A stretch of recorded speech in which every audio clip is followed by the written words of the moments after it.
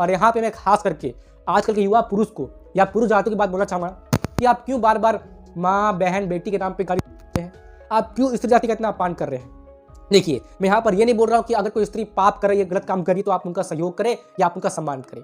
जो स्त्री गलत काम करती है उन्हें उसका दंड अवश्य मिलना चाहिए, या फिर जो भी व्यक्ति, चाहे वो पुरुष या स्त्री हो, अगर किसी ने भी गलत काम किया है तो उसे उसका दंड अवश्य मिलना चाहिए। लेकिन मैं आप पुरुषों से बोल रहा हूँ, आपकी मैच्योरिटी कहाँ गई?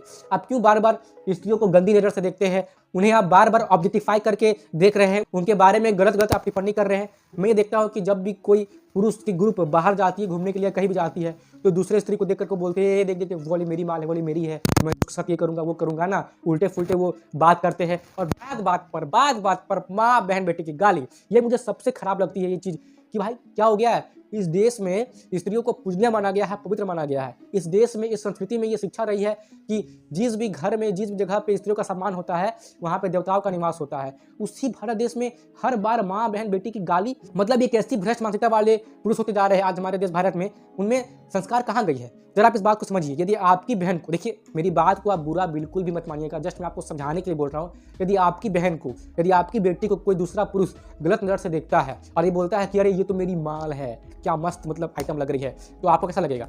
आपको बुरा लगेगा, क्योंकि वो आपकी बहन को ऐसा बोल रहा था, ठीक है, या आपकी बेटी को ऐसा बोल रहा था।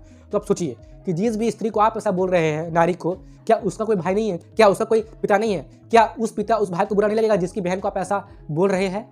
तो यदि आप ये चाहते कि मेरी बहन को कोई गलत नज़र से ना देखे, उन्हें गलत ना बोले, तो आप अपने माइंड में ये भावना बैठाइए कि जिस स्त्री को आप ऐसा बोल रहे हैं, आप जिस स्त्री को गलत नज़र से देख रहे हैं, उसका भी कोई भाई होगा, पिता होगा या पति होगा, और उन्हें भी बुरा लग सकता है। इसीलिए हमारे संस्कृति में कहा गया है कि पराई स्त्री को बहन के समान, या फिर जिसका विवाह हो चुका है उन्हें माता के समान देखना चाहिए। और यदि आपको कोई स्त्री बहुत ही अधिक सुंदर लग रही है, अच्छी लग रही है, मतलब आपको पसंद आ गई है, और आप उस स्त्री के साथ विवाह करना चाहते हैं, तो आप पता करके उस स्त्री के माता पिता से मिलिए, अपनी योग्यताओं को, अपनी क्षमताओं को सिद्ध कीजिए कि आप उनकी बेटी से विवाह करने के योग्य है। फिर उस स्त्री से पूछिए कि क्या वो आपके साथ विवाह करना चाहती है, क्या वो आपकी क्षमताओं से, आपकी योग्यताओं से प्रभावित है। यदि वो स्त्री भी हाँ कर देती है, तब जाके आप उस स्त्री के साथ विवाह कर लीजिए। और इसी को एक सच्चा पुरुष बोलते हैं। एक सच्चा पुरुष ऐसा ही होता है कि वो स्त्री को पहले अपनी योग्यता और अपनी क्षमताओं को सिद्ध करके दिखाता है, उनके माता पिता से बात करता है और आदर पूर्वक स्त्री के साथ विवाह करके उसे ले जाता है। तो ये होता है सच्चा